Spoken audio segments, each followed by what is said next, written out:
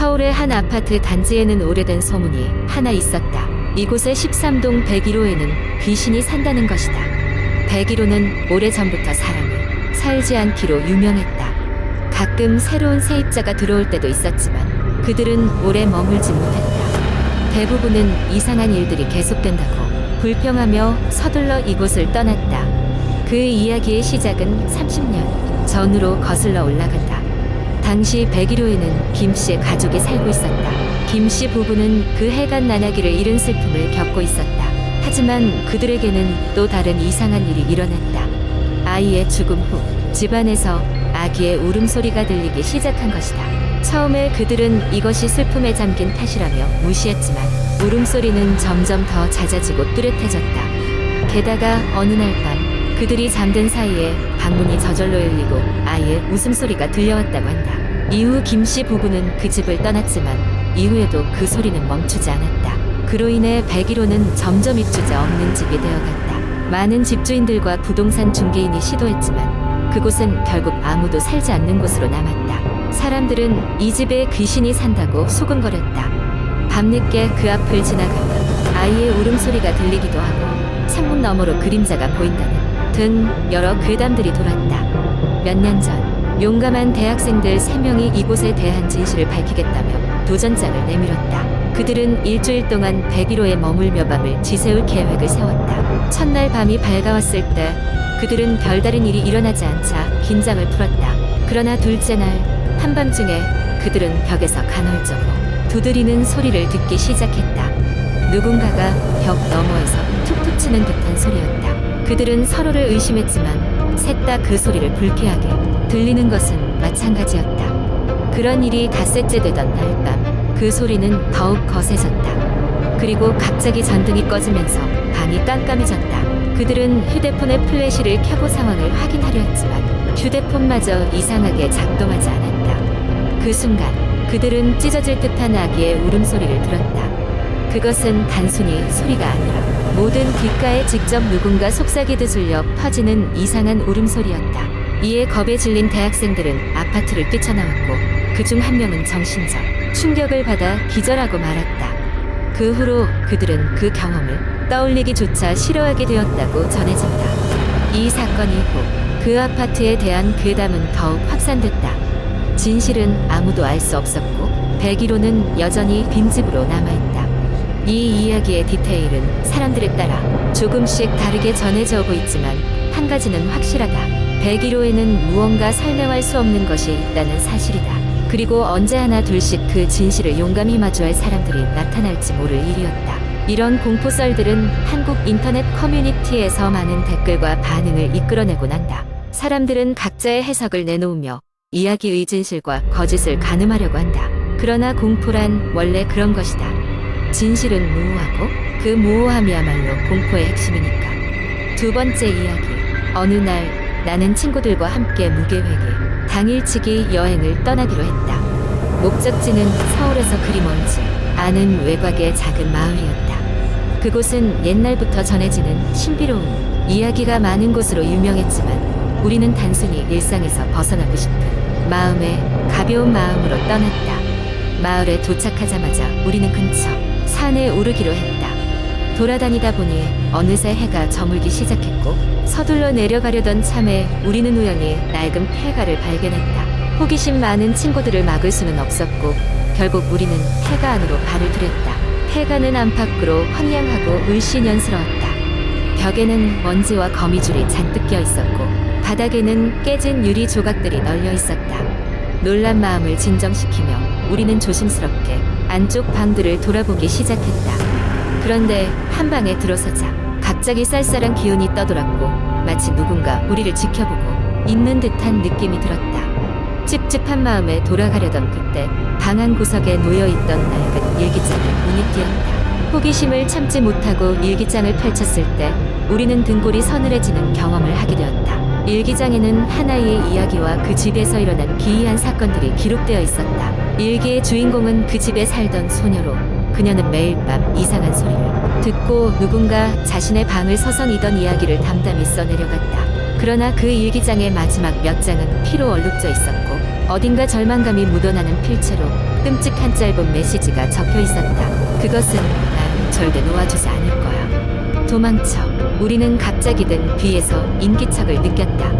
아무것도 없다는 것을 확인하려고 돌아보았을 때 갑자기 바람이 불어 문이 쾅 닫히고 전등이 몽땅 꺼져버렸다. 겁에 질려 우리는 서로를 부르며 마구잡이로 헤매다 비명을 질렀다. 그 순간 문틈새로 새어들어오는 불빛 아래 소녀의 그림자가 아른거리는 것을 목격했다. 마침내 정신을 차리고 열렸던 창문으로 탈출한 우리는 미친 듯이 마을로 달려 내려가며 멈춰서지 않았다. 다행히도 밖은 아직 완전히 어두워지지 않았고 마을 사람들의 불빛이 보이기 시작했다. 안도의 한숨과 함께 마을에 도착한 우리는 집주인 노인이 불길한 표정으로 해가와 우리를 번갈아 보았다. 그는 조용히 말했다. 그 집에 들어갔구나. 그곳은 이미 오래전 그 소녀와 함께 묻혀버렸어. 그 영혼이 집을 떠나지 못한다고 하더군. 이후로 우리는 그 마을을 다시 찾지 않았다. 그 폐가도 그 집에 홀로 남은 소녀의 사연도 영원히 미스터리로 남게 되었다. 지금도 가끔 그날의 일이 꿈속에 나타나 나를 괴롭히곤 한다. 과연 그 소녀는 그날 우리에게 무엇을 전하고자 했던 걸까? 그날의 공포가 아직도 선명하다. 세 번째 이야기 한적한 시골 마을에 청락촌이라는 작은 마을이 있었다. 사람들이 잘 알지 못하는 이 마을엔 오래된 전설이 하나 있었다. 그것은 청락의 위령이라고 불리는 전설이었다. 이 이야기는 예로부터 마을 사람들 사이에서 입에서 입으로 전해 내려오던 것이었다. 옛날에 청락촌에서는 이상한 사건들이 자주 일어났곤 했다. 마을 사람들은 저녁 8시가 되면 집 밖으로 나가지 않았는데 이는 누군가 밤에 길을 잃을 경우 다시는 돌아오지 않았기 때문이었다.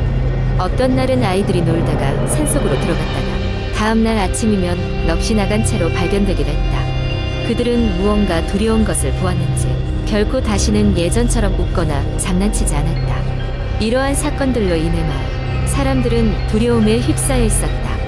결국 문제의 근원을 찾아야겠다고 느낀 몇몇 젊은이들이 뜻을 모아 밤에 마을의 수수께끼를 풀기 위해 모험을 떠나기로 했다. 이들은 마을을 둘러싸고 있는 숲의 가장 깊은 곳에 있는 청락의 위령소를 찾아가 보자고 결심했다.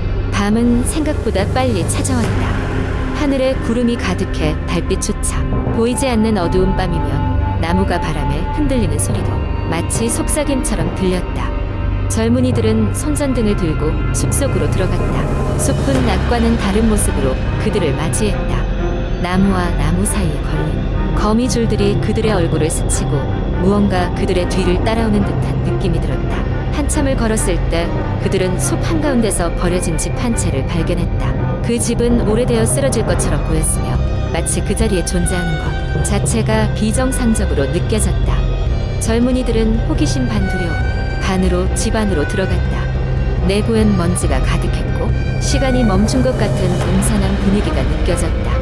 벽엔 무언가가 새겨져 있었는데 희미한 글자로 내가 이 집을 나가고 싶다면 진실을 마주하라고 쓰여 있었다. 그 순간 바람이 세차게 불며 문이 쾅 소리를 내며 닫히더니 마치 집에 갇힌 것처럼 느껴졌다. 공포에 질린 젊은이들은 그 장소를 벗어나려 했지만 문은 굳게 닫혀 열리지 않았다. 그때 어디선가 여인의 흐느끼는 듯한 소리가 들려왔다. 소리를 따라가 보니 지하로 내려가는 계단이 나타났다. 계단 끝에는 낡고 오래된 관이 있었다. 그들은 그것을 열어볼 엄두를 못 냈지만 무언가에 이끌리듯 손이 닿으며 관의 뚜껑을 열어보게 되었다. 그 순간 관 안에서 백발의 여인이 나타났다. 그녀는 비통한 표정으로 그들을 바라보았고 젊은이들은 그녀의 눈에서 무언가 절박함을 느낄 수 있었다. 그녀는 입을 열어 조용히 물었다. 왜 나를 방해하였소?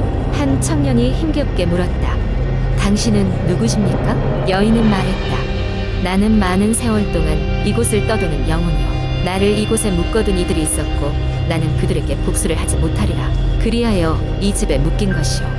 이야기를 들은 젊은이들은 여인을 불쌍히 여기고 그녀를 도와주기로 결심했다. 여인은 저주에서 벗어나기를 원했다. 그녀는 자신이 얽힌 과거의 이야기를 들려주며 이 마을이 그녀를 배반한 이들의 후예들로 가득 차 있다고 했다. 젊은이들은 여인의 사연을 듣고 그녀가 저주를 푸는데 필요한 방법을 찾아 나섰다. 지하실 벽 한켠에는 계시록처럼 보이는 글들이 있었고 그것을 해독하자 마을의 오래된 나무 아래에 여인의 목소리를 잠재울 수 있는 비석이 있다는 것을 알게 되었다.